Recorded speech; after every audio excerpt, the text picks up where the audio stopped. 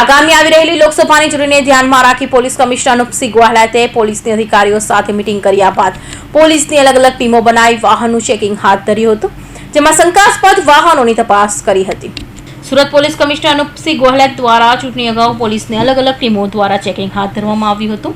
ત્યારે સુરત શહેરના તમામ પોલીસ મથકની ટીમ ઉપરાંત એસઓજીની પીસીબી સહિત ડીસીબી સાથે ઉચ્ચ પોલીસ અધિકારીની ટીમ દ્વારા શહેરમાં સતત ફૂટ પેટ્રોલિંગ કરવામાં આવી રહ્યું છે। ખાસ કરીને સુરતના સંવેદનશીલ વિસ્તારો સહિત 33 ફૂટ ઉપર ફૂટ પેટ્રોલિંગ અને સઘન વાહન ચેકિંગ કરવામાં આવી રહ્યું છે, જેમાં 12,719 વાહનનું ચેકિંગ કરાયું છે। 510 શંકાસ્પદ સ્થળોનું ચેકિંગ કરાયું હતું।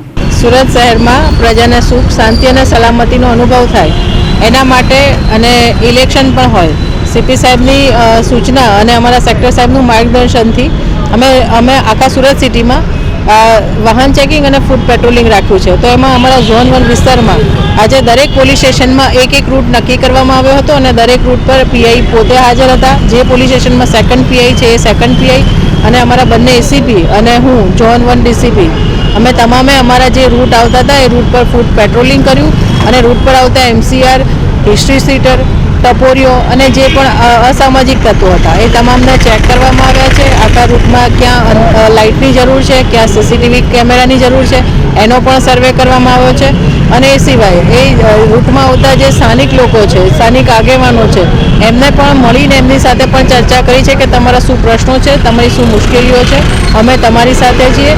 તો એમની રજૂઆત પણ કોઈ હોય તો એ પણ તમામ પીઆઈએ, એસીપી સાહેબે અને અમે લોકોએ સાંભળી છે।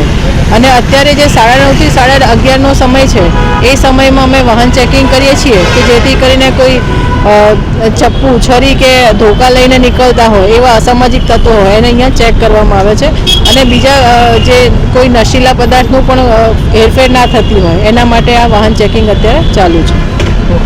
આજરોજ ઝોન 1 ડીસીપી ભક્તિ ઠાકર અને એસીપી પીકે પટેલ અને એસપી વિપુલ પટેલ અને ઝોન 1 માં આવતા 5 પોલીસ સ્ટેશનના પીઆઈ સાથે Varachha police station, Kapodra police station, Purna police station, Saroli police station અને સરથાણા પોલીસ સ્ટેશનના હદમાં આવતા તમામ વિસ્તારમાં ફૂટ પેટ્રોલિંગ અને વાહન ચેકિંગ કરવામાં આવ્યું છે।